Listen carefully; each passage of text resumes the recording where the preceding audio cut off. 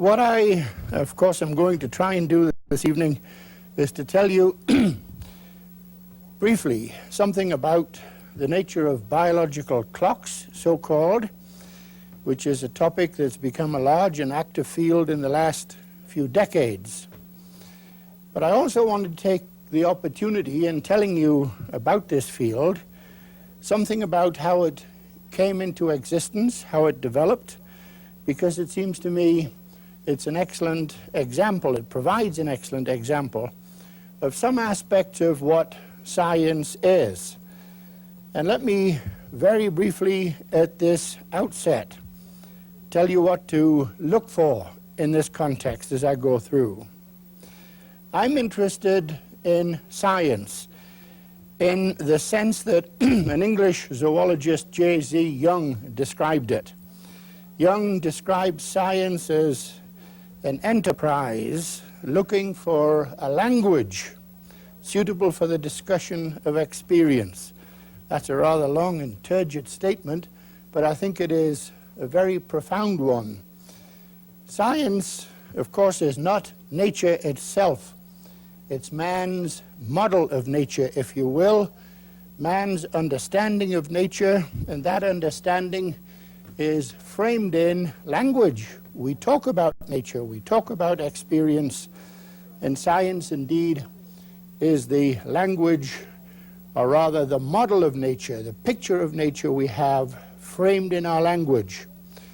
As science evolves, the language becomes more and more mathematical, but certainly in the early stages of any science, ordinary human language is the vehicle for our discussion of experience. And that's a very non-trivial point because, and this is what I hope to illustrate for you tonight in part, ordinary human language is loaded. Every word, every idea in language we use is loaded with prior experience, with overtones of meaning. And when, for instance, as we will tonight, see a case where the word memory comes into the description of our observations, that word memory has overtones, brings with it a whole burden of connotations from earlier discussions that seriously affects how we look at the things which we have observed and describe in terms of memory. I thought that if one had to give a title to the first lecture, it would be something like The Adventure of an Observation, which I'm going to describe to you in a moment. But in another sense, it's to plagiarize and bowdlerize slightly. It's an observation in search of the right description. That's what I'm going to talk about tonight. An observation in search of its proper description. Well, the observation is an old one. It goes back, in fact, to 1729, and is an observation that was made by a French, we would describe him as a geologist today, a scientist, de Mairan, who reported in a really remarkable brief paper to the French Academy in 1729 an observation which he'd made. And de Mairan's note, which is really a marvelous document, he refers to Monsieur de Mairan in the third person throughout, and there's a sort of whimsical note in it. He says that he, like other people, have observed that plants show what are called sleep movements in their leaves. And I'm sure that those of you here have observed that when you make a bean seedling, the primary leaves, as the botanist calls them, of the bean seedling, which are heart-shaped, in the night time are in a vertical position like this, but in the daytime they're out horizontally in a position where they can absorb sunlight more effectively. And there's a marvelous daily rhythm to the movement of these leaves, down by night and up by day. Very common in many kinds of plants. Nobody then knew what their function or utility was to the plant. That's going to be a major point for us tonight. Nobody yet knows what the plant is buying with these movements, so to speak, what function they serve, what utility they have for the plant. I'm stressing that because de Mairan reported the phenomenon we're interested in for the first time in a case where the biologist would say adaptive utility, the utility of the phenomenon, is completely obscure. And it was thought, in fact, to have no function. Every botanist who came after de Mairan used plant sleep movements for study. It was an historical accident that the very first case of what we're going to talk about was a case that was without obvious utility or function to the organism. And I'm stressing that because science, in J.Z. Young's sense, the search for a language, the growth of ideas for the discussion of nature, is something which evolves. Science is a human creation. It's not nature. It's man's model of nature. And an interesting aspect of science, an interesting aspect, it's not the only one, is that science as an understanding of nature is continually evolving. It's a historical process, and historical accident plays a large role, or can play a large role, in how fast a subject is discussed and understood properly. And the very fact that Monsieur de Mairan in 1729 started the whole game we're going to talk about with a case that lacked utility had profound historical consequences for 200 years. All right, what did de Mairan do? He observed these sleep movements, and he conjectured that they must be caused either by the daily cycle of temperature, warm by day, cold by night, the daily temperature cycle, or the daily cycle of light and dark. And that hypothesis, that the leaf movements were being forced by environmental periodicities, he could easily test by putting the plants in what he called a dark chamber, in which he implies that he had good temperature control. How he did that in 1729 we don't know, but let's not argue with him. He put the plants in a dark chamber, certainly screening them from the daily light-dark cycle, and he observed them random times with a candle, and to his surprise found that the daily sleep movements of the leaves persisted through several days in the dark chamber. This is the first clear experiment and clear observation that the daily rhythmicity of activity in organisms, which is widespread, persists in the apparent absence of any environmental cues, temperature cycles or light cycles. De Mairan's note finishes with two really amusing sentences, two or three. He says, Monsieur de Mairan is busy with other things, and commends this clearly interesting problem to his friends, the botanists and the physicians.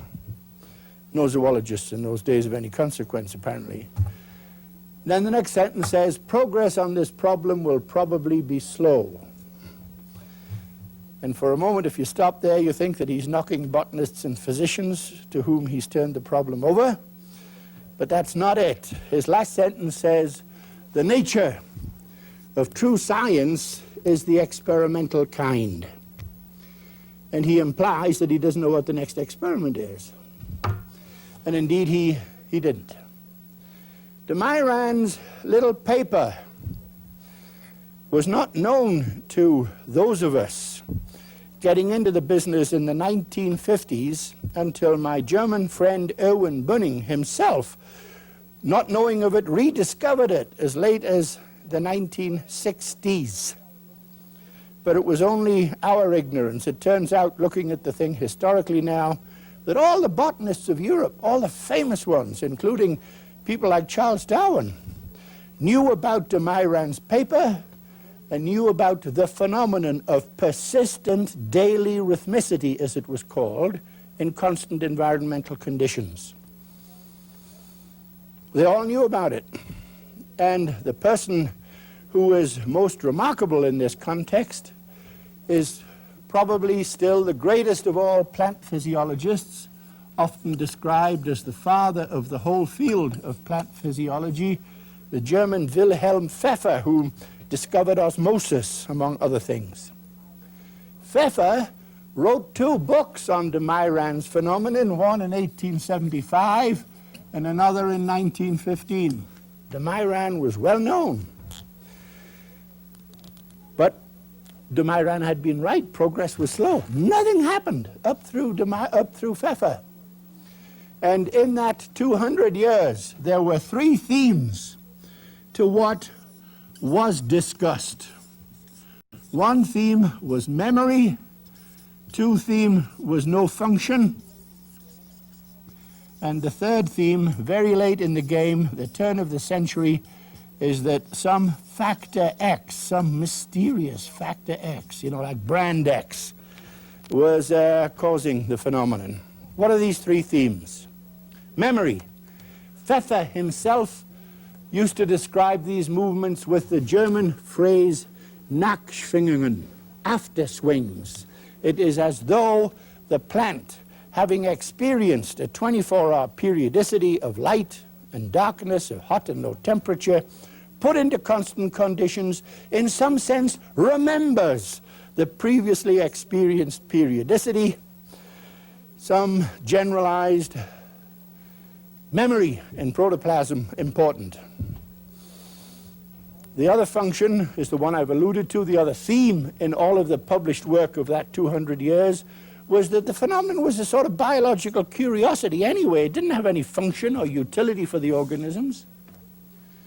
And the 3rd theme is really due to a Swiss lady biologist, Rosa Stoppel, who proposed that the persistence of rhythmicity, daily rhythmicity, in constant conditions is because although the experimenter had screened out temperature cycles and light cycles, there was some daily periodicity of a mysterious factor X, which was penetrating darkroom walls and causing the rhythmicity.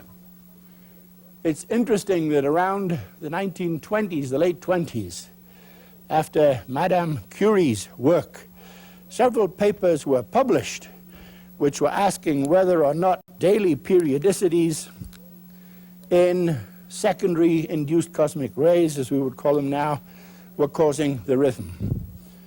One botanist took his plants down 600 feet down a salt mine in Westphalia to screen out this periodicity of cosmic radiation, and claimed that the rhythm stopped at the bottom of the mine and resumed when he brought it up. He was wrong. I mean, we don't know how he came to that conclusion. It's been repeated since. It's not true. All right. I'm going now to develop the proposition that a better understanding of de Mairan's phenomenon, the persistence of these daily rhythms in laboratory conditions, free of rhythmicity, the proper understanding really dates from the year 1950. But I'm going to hold back a moment and tell you of 2 things that happened between Pfeffer in 1915 and 1950. One of those things was the publication of some really marvelous observations by a young German girl, graduate student of the famous von Frisch, student of honeybees.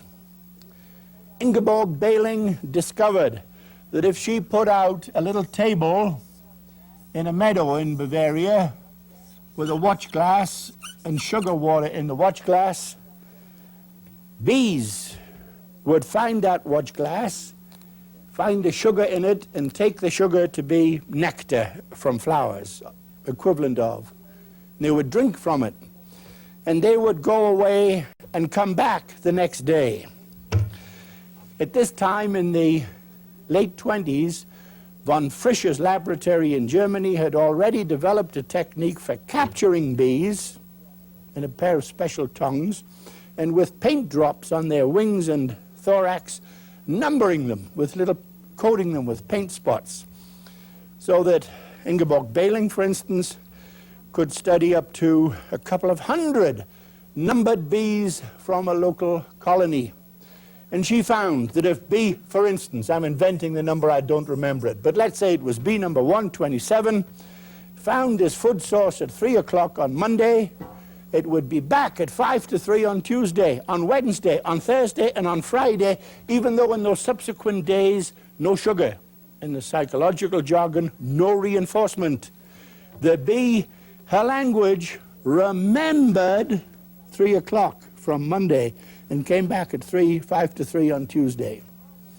And she published these really marvelous observations, which are sound, and described them in the German Zeitgedächtnis, memory, Gedächtnis of time memory of bees. She spoke about 3 o'clock as the Dressauerzeit, the training out time. And I'm bringing all of this up because the von Frisch School of Zoology, studying the life of bees in Munich, which is one of the greatest things, in my view, in biology in this century, something for which von Frisch later got a Nobel Prize, of course. Von Frisch, one of the really great naturalists of the century, nearly missed the whole boat in this business because his laboratory was diverted by using the wrong language, memory. Behling tried to train her bees, her language, Dressauer, tried to train her bees to come back at 19 and 29-hour intervals, 19 and 20-hour intervals, 22, 23, 25. No.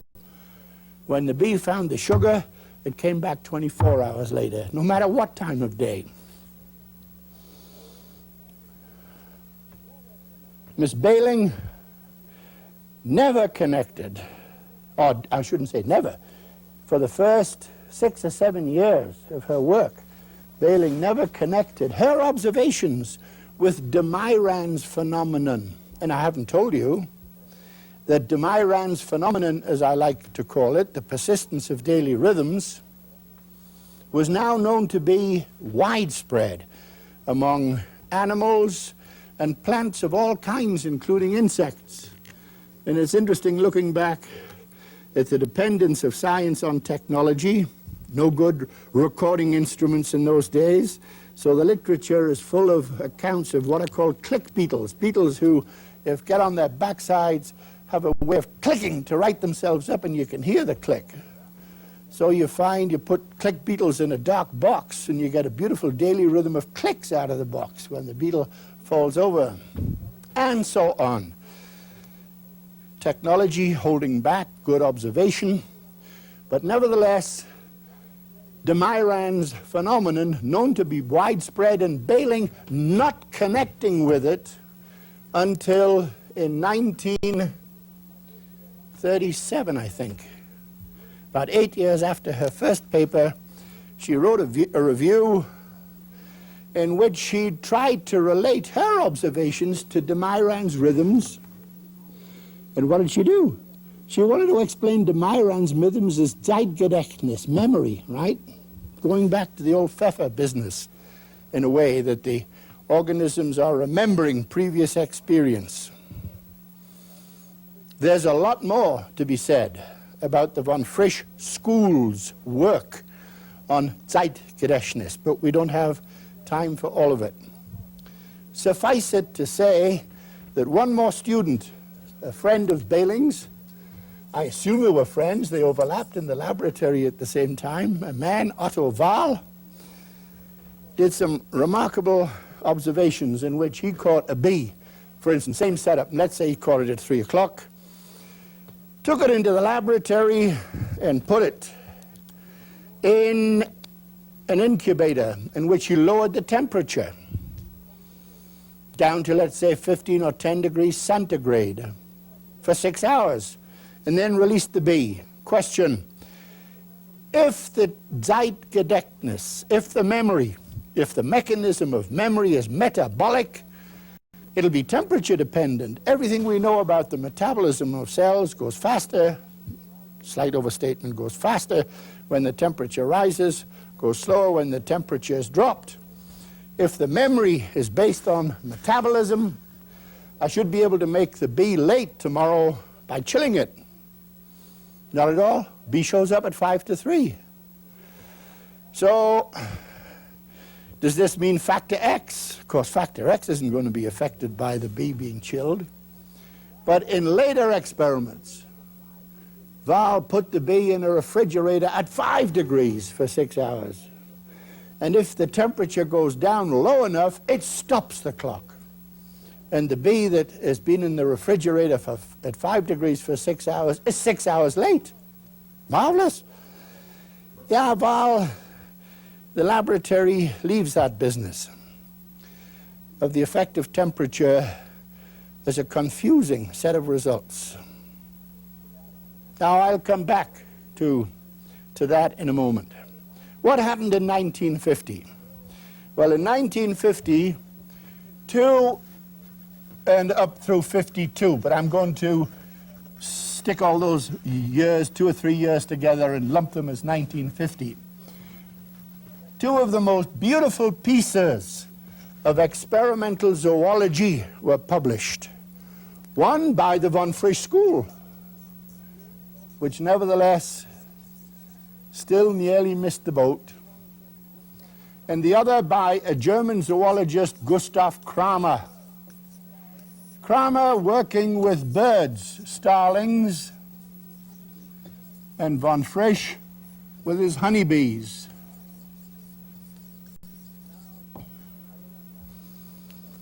Now, I don't have time to tell you this evening everything that those 2 laboratories did. But I can tell you the main result from Kramer, which was the more persuasive in the field, and I want to stress before we leave this historical look at what's going on today, I want to stress the way in which, as I have emphasized, von Frisch's people nearly missed it. Kramer, who was himself not a student of birds, nevertheless in a Max Planck Institute in Wilhelmshaven in North Germany in September, noticed some starlings which a colleague of his had in a large circular aviary of chicken wire. In September, by the way, if that's Jutland, Wilhelmshaven is roughly here somewhere on the north coast of Germany. And in September, in Europe, all of the starlings are headed southwest, most of them for a winter vacation in Portugal, Spain. And Kramer knew this. And in the garden of his institute, the birds in a large circular aviary, one September afternoon, were all headed southwest, fluttering, showing what the zoologist calls, the ornithologist calls Zugenruhe, migratory restlessness. They want to go. And they're headed southwest in the correct direction, even though they're in this aviary. And Kramer is fascinated and notices, however, that quite suddenly all of the birds randomize in their direction. They're going every which way. A few minutes later, they're all headed southwest. And this happens again and again in the course of the afternoon until it occurs to him that when the birds are going southwest, clouds have moved off the sun and the sun is visible, and every time cloud comes over the sun, the birds randomize in their direction. Well, this is, as one says, a hell of an observation.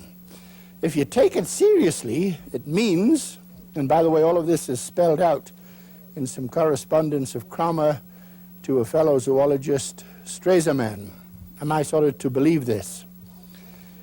That the birds know where southwest is by reference to a visual image of the sun. The sun's some kind of a compass. Why is that an unlikely interpretation of what one has observed? Well, because the sun is continually moving. The sun in the northern hemisphere rises in the east and moves at roughly 15 degrees the azimuth position of the sun, which is the position on the horizon you would get if you drop a plumb line from the sun to the horizon. The azimuth position in the northern hemisphere in the morning is in the east, and the sun moves south, is due south at noon, and keeps moving and sets in the west. And that movement around the horizon is 15 degrees on average of arc, of angle per hour. If the birds are using the sun as a compass, their compass needle is continuously in movement. How is the bird going to compensate for this movement of its celestial compass, huh? Well, without going into all of the experiments which Kramer did, and it would be nice to have spent the whole evening on them. They're so beautiful in their simplicity and in their power. He put these birds in a hemispherical tent with windows to it.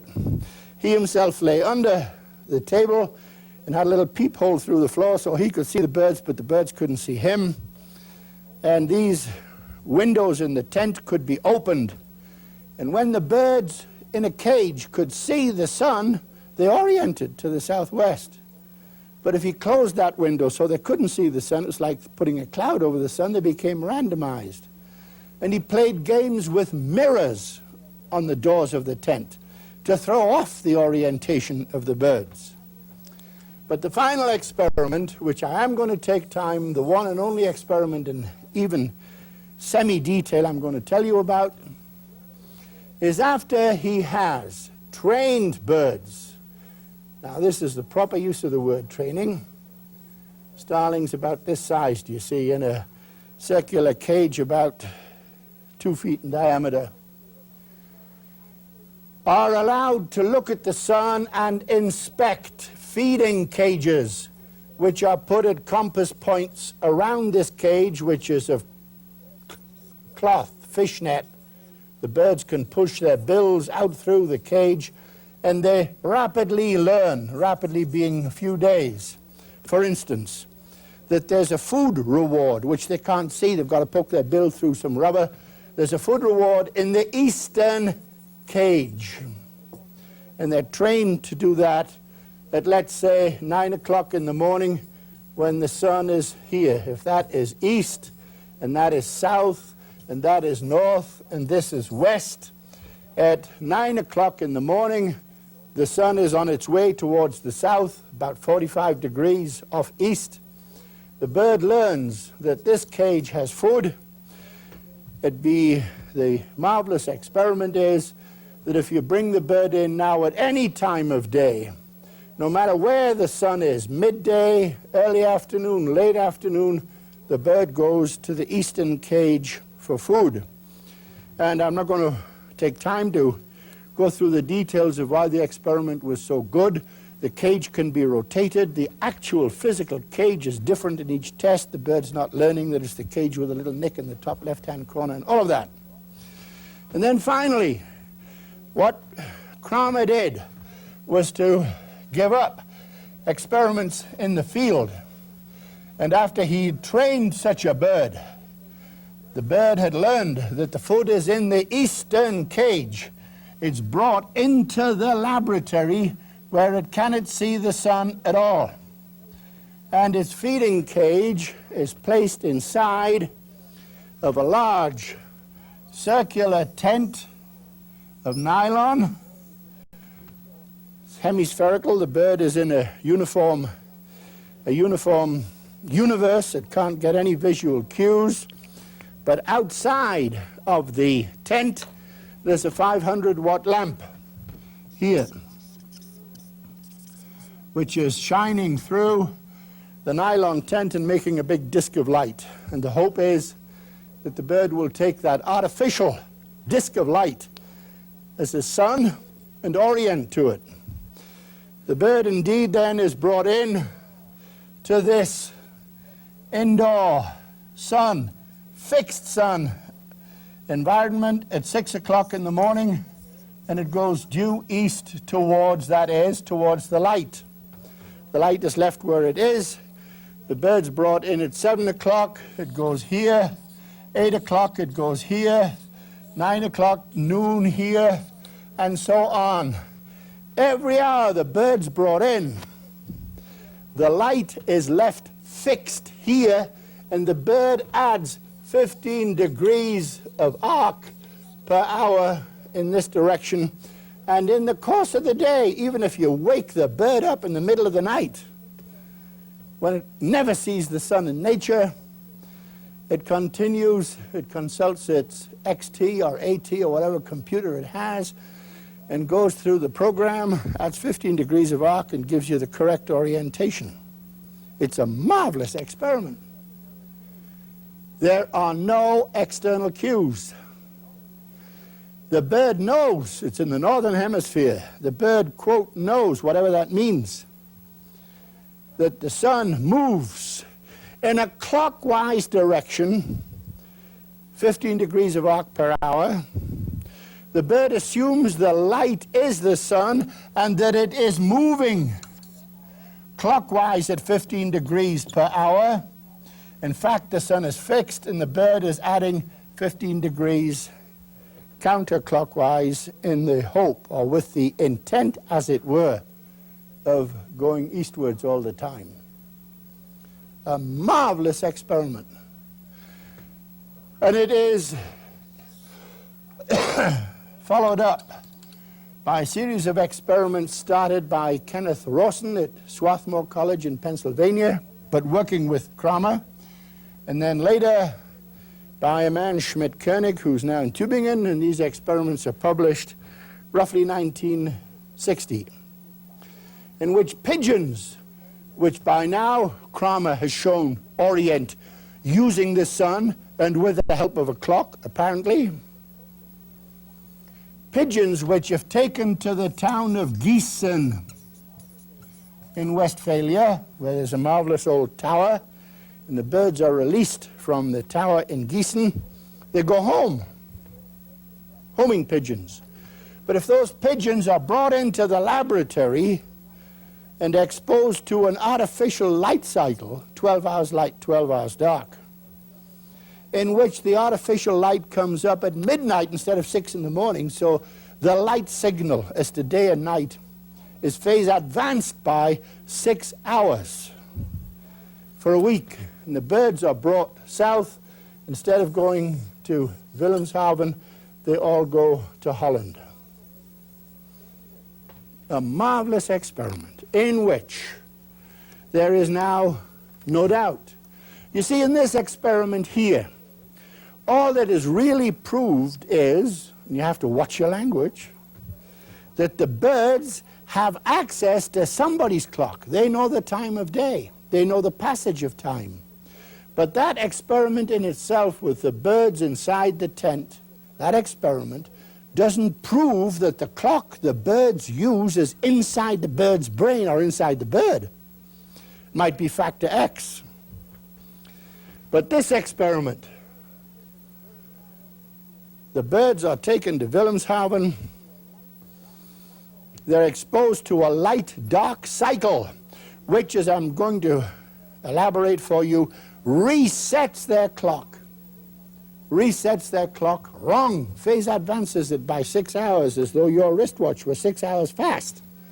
So that when the birds get to Gießen and they want to go home, they consult the position of the sun, da-dum, but they make a 6-hour error and they go to Holland.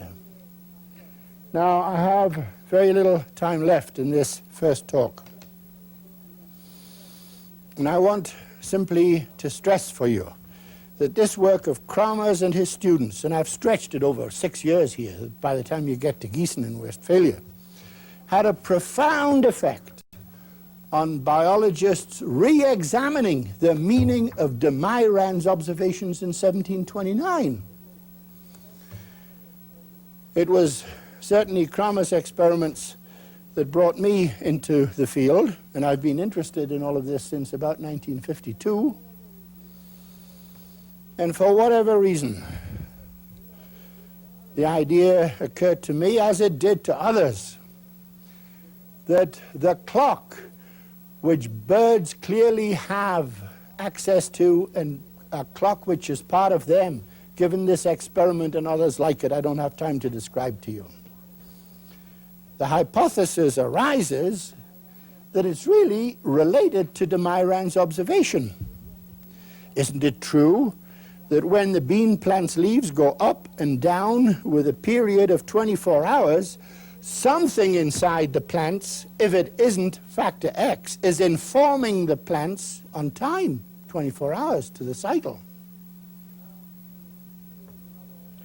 Now, here's another little piece of the way science works. I'm going to, later on, perhaps in the next lecture, have cause to mention the name of a really outstanding German botanist, still alive in his 80s, Erwin Bühning, who had a profound effect on this field. In 1936, roughly at the time of Behling's Zeitgedächtnis business, Bühning did experiments in which were motivated. You know, scientists are motivated. And there's a lot of rubbish talked about scientists doing experiments with an open mind. Any scientist with an open mind has the wind blowing through it, as somebody says. A good scientist is damn sure what's going on in nature. And he does experiments to test his hypothesis. That's not to say he does experiments to prove them. He does experiments to test them. Well, Bühning was a little bit on the proving side. He correctly did not believe factor X. And like Wahl said, if it's metabolic, if it's due to the chemistry of cells, this business, this rhythm, it'll go fast if I raise the temperature, it'll go slow if I lower it. Same as Wahl. And he did experiments, both in fruit flies that I have later worked with, Drosophila, and with plants, bean plants, Phaseolus, the bean, in which he suddenly dropped the temperature early in the morning when the plants are in darkness, and reported that when you drop the temperature, the period of the rhythm lengthened from 24 hours to almost 36. Factor X is out. Interesting case, where Bühning, that observation is correct, but he stopped after the first cycle. He had the observation he wanted. We all do that. Well, what worried me in 1952-ish was that if de Mairan's persistent rhythms, known to be widespread in organisms, are really, in some sense, daily clocks inside of organisms, or are being driven, timed by daily clocks, those clocks will be no good if they're temperature dependent. The whole history of the technology of chronometers for navigators is an interesting history in which the challenge was to compensate for the temperature effects on the length of pendulum, for instance. You want a clock, obviously, not to vary in its measurement of time as temperature changes, because temperature is changing all the time in nature. And to cut a long story short, my laboratory, then a tiny thing, in Princeton with 2 undergraduates, repeated Bühning's experiments with Drosophila, the fruit fly, the genus of fruit flies. We repeated Bühning's experiments in the year 1952, 53, long time afterwards. And this is also is a nice story. It's against me. Myself and 2 undergraduates were collecting flies from cultures. I'm not going to go into the details, but the experiments demand hourly observations by hand over days. Well, you get tired, 24 hours a day. And one night we dropped the temperature 10 degrees as Bühning had done. And our flies were 12 hours late the next day. Bühning is right. So out the window, this whole hypothesis that daily rhythms are good clocks, they're temperature dependent. I went home, and 2 undergraduates stubbornly stayed on and found that the second peak of activity after the temperature had dropped, was back on time and remained on time, and then we all found it remained on time there afterwards. I don't have time to go into this way in which this first-rate scientist Binning was trapped by what in technical jargon is called a transient. You drop the temperature suddenly and the system is perturbed by the sudden temperature drop that never happens in nature, 10, 15 degrees dropping in a minute, or very rarely. If you wait, you find out that the period of Demairans rhythms are temperature compensated. They're the same at 10 degrees or at 28 degrees in flies, in plants, everywhere. They're what good clocks should be. And that observation would never have been made if we hadn't reformulated Demairans' observation. Not as an example of memory without function, but seeing Demairans' clocks, Demairans' rhythms, as reflecting the present of some periodic system in cells and organisms that measures time is a clock. And I'm going back. The von Frisch school stuck to the language of memory. They never, and to this day, do not use the word clock. They're stubborn. And they nearly missed it. And they gave all kinds of funny descriptions to the data. And when the time came to test the notion that factor X had nothing to do with it, what did they do?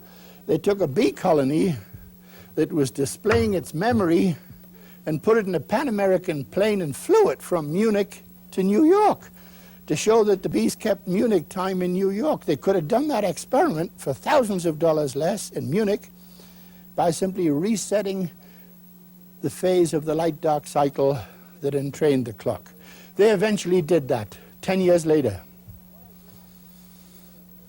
What I've been after in this first lecture is to show you, and we're going to develop it in the next, this notion of biological clocks had to await discovery, the beautiful work of Kramer and the Frisch school, showing that the sun's azimuth can function as a compass, and of course can only be used as a compass if the animal has a clock with which it can measure the passage of time and in some way, in programs in its brain, compensate for the movement of its compass. Demairans' observation lay 200 years waiting for its proper description, its proper meaning. Nothing to do with memory, I haven't told you that yet. It's innate. And the genetics of clocks are actively being pursued today. But we'll come back to that in the second and third lecture. This was an account of an observation in search of its proper description, an example of the way language impacts the progress of science, and the way historical accident plays a role in science. The fact that the first example was without function. Even to this day, nobody knows what a plant is buying with those sleep movements, but we're all sure it's buying something now. Well, we'll come back to this in the next lecture.